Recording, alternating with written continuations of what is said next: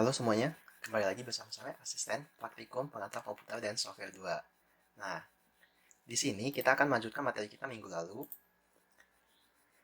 yang sebelumnya kita udah belajar kombinasi percobaan dan perulangan. Minggu ini kita akan masuk ke materi array. Nah, array sendiri karena materinya cukup banyak, jadi kita akan memecah array ini menjadi dua bagian. Ada bagian satu dengan bagian dua. Nah, minggu ini kita akan mempelajari array bagian satu dulu ya. Nah, langsung aja kita masuk. Tujuannya diharapkan kalian bisa menggunakan notasi array sesuai dengan prosedur yang benar. Selain itu juga kalian nanti diharapkan bisa nih menyelesaikan permasalahan yang harus membutuhkan array. Gitu. Nah, kita masuk ke latar belakang kenapa muncul array. Yang pertama dari cara kita mengolah tiga data ini nih.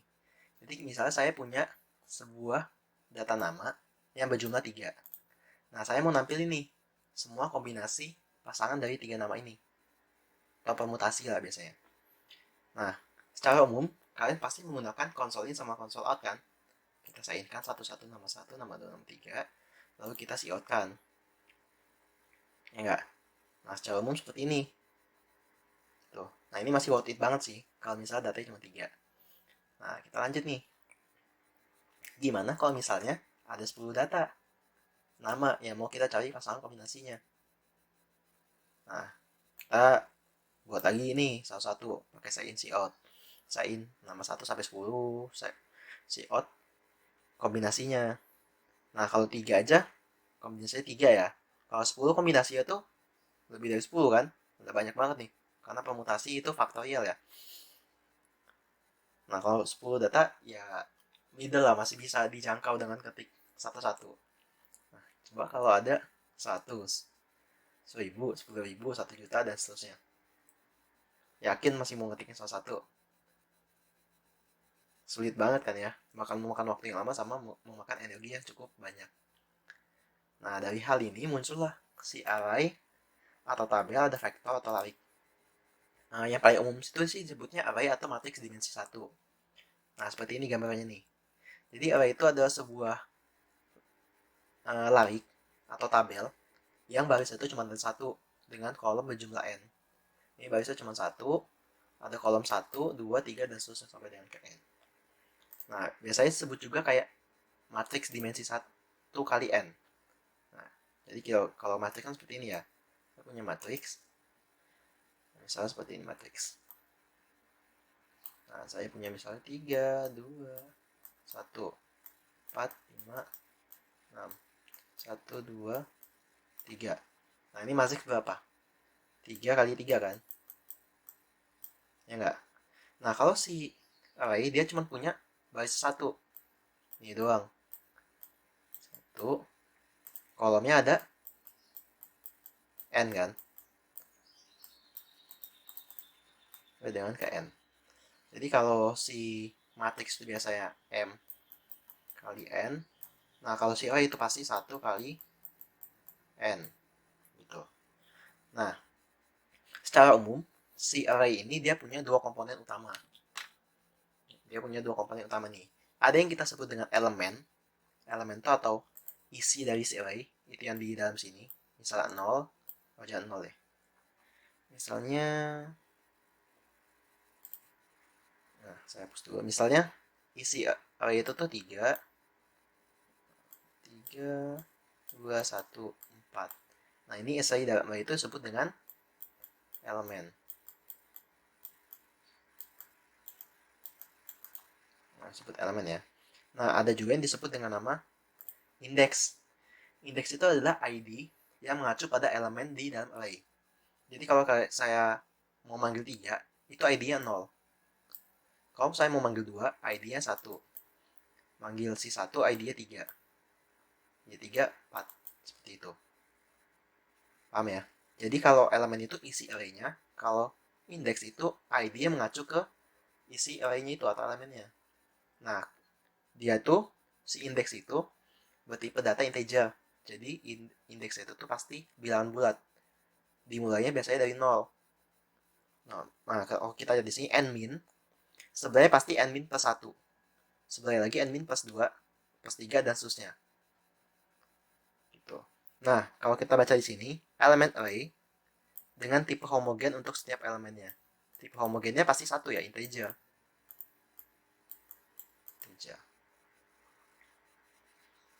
Oh sorry, ini elemennya. Elemen di dalam array itu maksudnya homogen. Jadi kalau kita deklarasiin dia integer, elemen yang di dalam array ini dia selalu integer. Isinya berarti harus bilang bulat semua. Kalau misalnya float di sini harus float semua. Jadi homogen. Jadi isinya array itu selalu homogen. Gitu. Nah, lanjut. Tipe array adalah tipe yang mengacu pada sebuah atau sekumpulan elemen melalui indeks. Ya, kalau kita mau manggil elemennya harus ada indeksnya. Dan merepresentasikan sekumpulan informasi yang bertipe sama. Jadi kalau di dalam array itu isinya terus sama tipenya. Misalnya, saya deklarasikan array dengan tipe integer. Berarti isi dalam array itu harus integer semua. Nggak boleh misalnya, kalau saya deklarasi ini integer, misalnya integer di sini. Nah, integer di sini integer. Nah, misalnya saya masukin sini 10, 11. Saya masukin di sini 3,3. Nggak boleh, 3,3 float kan. Float itu bukan integer, jadi nggak boleh. Dia harus integer. Itu ya. Jadi ini nggak boleh. Nah, kita lanjut. Array dalam C atau C++ itu biasanya kita sebut dengan variabel. Biasanya tipenya array dari suatu tipe tertentu. Boleh integer, boleh char, boleh float, boleh string, dan seterusnya. Nah, setiap elemen array diakses dengan alamat berupa indeks yang bertipe integer. Cara deklarasinya tipe datanya mau apa, nama si array-nya atau nama tabelnya, terus ukurannya. Contohnya kayak gini nih, integer type in 10. Jadi artinya, saya punya array dengan nama type in, ini ya, tipenya itu integer, dan panjangnya 10. Gitu.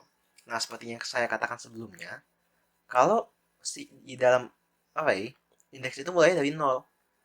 Berarti kalau ada 10 data, indeks maksimalnya berapa? 10 atau 9? Jelas 9 ya. Karena ketika dia mulai dari 0, dia 9. 0, 1, 2, 3, 4, 5, 6, 7, 8, 9. Jadi di dalam ini tuh jumlah elemen. Jumlah si kotaknya nih. Sekali lagi, di dalam sini atau ukurannya itu, dia tuh jumlah elemennya. Bukan indeksnya. Jadi jangan sampai keliru. Itu ya. Nah, saya contohin deh. Seperti ini nih. Integer type jumlah hari 12. Berarti indeksnya dari 0 sampai 11. Type nilai 15, 0 sampai 14, dan seterusnya. Nah, elemen dari array dapat diakses langsung jika dan hanya jika indeksnya terdefinisi. Cara mengacu sebuah elemen seperti type in 2. 2 terdefinisi. Type in i. Nah, boleh kayak gini, tapi kalau i-nya terdefinisi. Misalnya i sama dengan 3. Boleh, seperti itu. Nah, oke, saya jelasin sedikit ya sebelum kita masuk ke looping. Kalian bisa buka IDE kalian.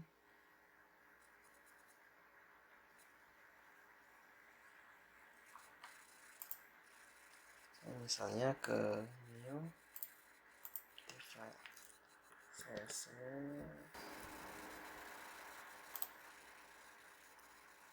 di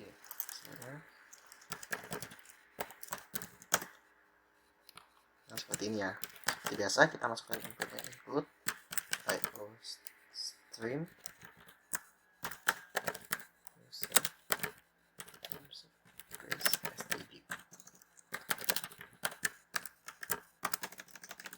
Nah, misal saya deklarasikan integer tarik dengan panjangnya itu 3. Nah, misal saya mau langsung akses nih si array, si out tarik indeks ke 0. Kira-kira muncul apa? Muncul data nggak?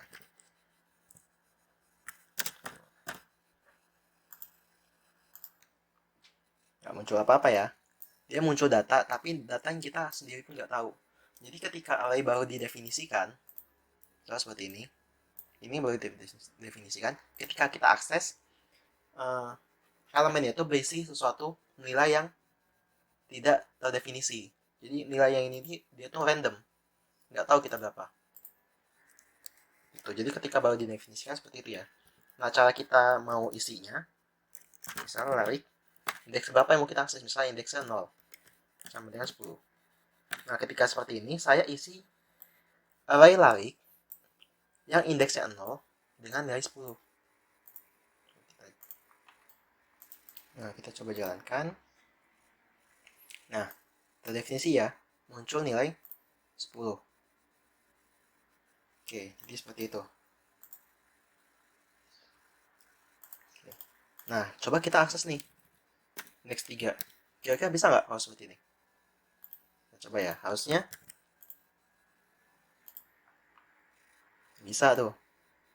Ketika kita akses, si larik indeks 3, dia munculnya sesuatu yang tidak terdefinisi.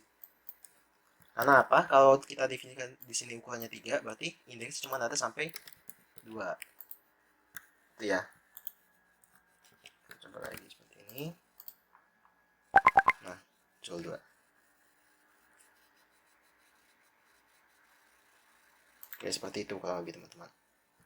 Oke, kita lanjut lagi. Nah, sekarang kalau kita tadi itu mengakses si array dengan secara manual, pas satu persatu, kita bisa gunakan perulangan for. Ingat, perulangan for kan mencacah tuh. Cocok banget buat ngisi array. Nah, misalnya saya mau isi array, langsung membaca ini. Nah, ada 10. For integer i sama dengan berapa mulai awalnya. Karena array selalu mulai indeks dari 0, berarti i-nya mulai dari 0. Nah, terus i-nya gimana? Kurang dari sama dengan atau kurang dari aja? Kurang dari aja ya. Karena kalau sama dengan berarti nanti sampai dengan 10. Padahal 10, kalau lariknya 10, indeksnya nggak akan sampai 10, cuma sampai 9. Ya, lalu i plus plus. Kita isi nilainya. Larik indeks ke berapa? Indeks ke i ya. Karena i-nya nanti selalu berubah kan. I sama dengan i-nya deh misalnya. Oke, seperti ini. Nah, kita buatkan lah. Nah, belum muncul apa-apa ya, karena kita baru ngisi array-nya aja. Nah, langsung kita coba siapkan. I sama dengan 0. I kurang dari 10. I plus plus. Oke, jangan lupa ini titik koma.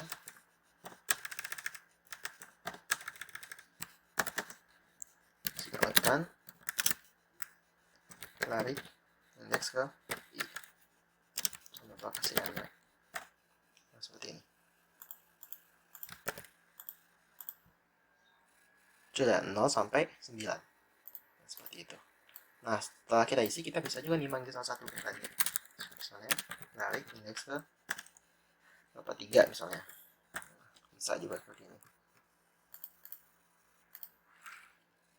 Nah, sudah 3 ya. Seperti itu. Nah, dalam menggunakan perulangan untuk ngisi array, kalian harus hati-hati nih. Jangan sampai mengakses elemen yang indeksnya di bawah definisi. Misalnya type in 10, nggak boleh kalian akses indeks yang ke 10. Gitu. Nah, nggak boleh juga tadi seperti saya sebelumnya. Jangan membaca elemen yang belum diisi nilainya. Ini kan nggak boleh baca elemen yang ini sebelum diisi pakai ini. Itu nggak boleh. Nanti hasilnya sesuatu yang tidak definisi. Nah, cara aksesnya kayak tadi nama table indeks berapa. Ini misalnya cout type in 4 akan tercetak 100. Type in 0 tambah type in 5. Type in indeks 0 tambah type in indeks 5. Hasilnya 3. 9 munculnya indeks 9 diubah nilainya menjadi 9 jadi 8. Bisa ya, berarti elemen 9 diubah jadi 8. Ini munculnya jadi 8. Nah, kalau type in 10 apa isinya? Kayak tadi, sesuatu hal yang tidak terdefinisi nilainya. Gitu. Nah, mengisi dan membaca isi array. Nah, langsung masukin aja. Hanya tuh. pakai perulangan untuk mengisi nilainya, lalu pakai looping lagi untuk si outnya. Langsung aja latihan nih. Buatlah sebuah program meminta input 5 nama masuk, kemudian melakukan kelima nama tersebut dalam satu baris dengan spasi. Nah, seperti ini nih. Coba ya. Kurang lebih sama seperti ini. Antifile.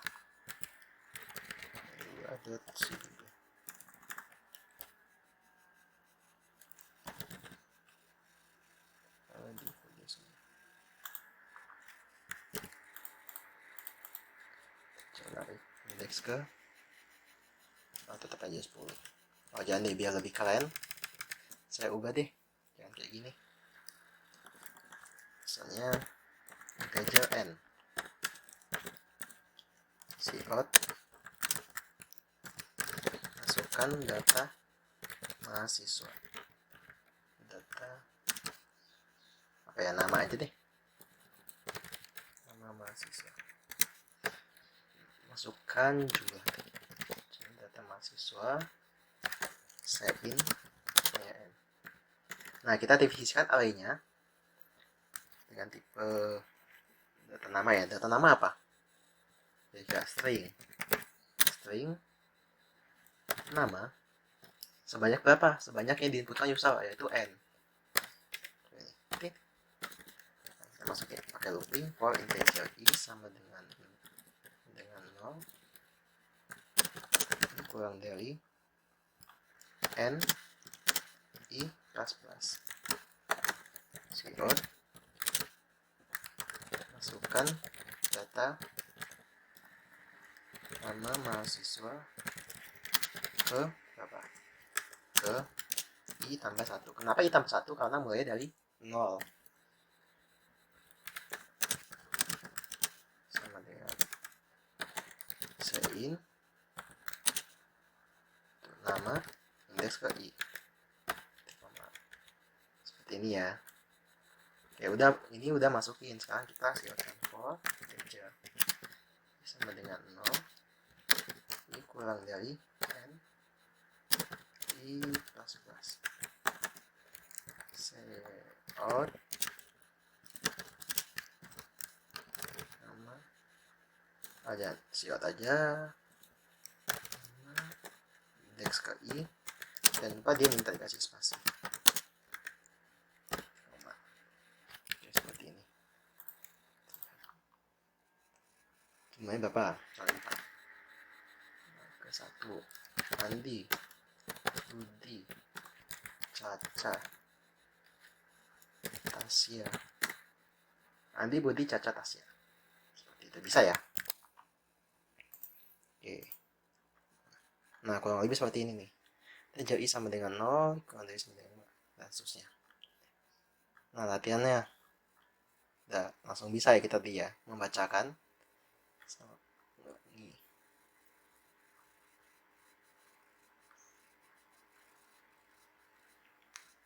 Nah, kita coba tambahin nih nomor urut. Misalnya di sini saya deklarasikan variabel integer n urut. Cout,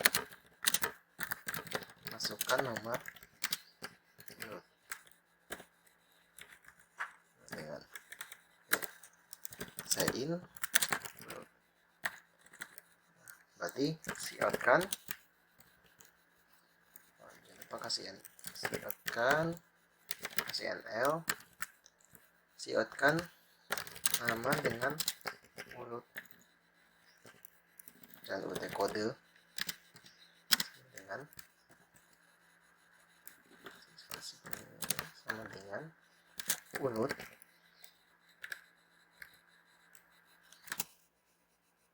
dengan kode urut ya, sama dengan mana nih, nama indeks ke urut aja gini, mana urut dikurang 1. Kenapa? Karena urutan ini kan dia mulai dari 1, sedangkan indeks mulai dari 0. Coba masukkan data yang misalnya 3. Andi, Budi, caca. Masukkan nomor urut. Misalnya saya masukkan nomor urut berapa? 3 deh. Dengan nomor 3 ada caca. Di sini saya kasih L juga. Biar lebih rapi. Ini kita hilangkan. Coba lagi ya. Di close.